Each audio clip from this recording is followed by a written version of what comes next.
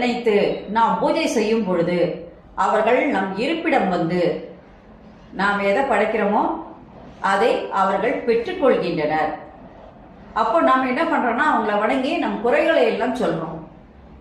அப்போ அந்த குறைகளை எல்லாம் அவங்க கேட்டு நம்மளை ஆசீர்வதித்து இந்த குறைகளை நீக்குவதற்கு வழிவகை செய்து மகிழ்ச்சியோடு செல்கின்றனர். ஆடி அமாவாசை பித்ரு தினம் என்றும் போற்றப்படுகிறது. ஆடி அமாவாசை கண்டிப்பா பித்ரு தினம் நம்ம நிச்சயமா சொல்லலாம். அமாவாசை மாத பிறப்பு சூரிய கிரகணம் இந்த நாளெல்லாம் இந்த பித்ருக்களுக்கு நாம பூஜை செஞ்சு அவங்கள வழிபட வேண்டிய முக்கியமான நாள். பித்ருக்களை நாம் எளிமையா பூஜை பண்ணா கூட அவங்க வந்து என்ன பண்ணுவாங்கன்னா அதை ஏத்துக்கிறாங்க. மாதந்தோறும் அமாவாசை வருது. ஆனா ஒரு சில மாதங்களில் வரும் அமாவாசை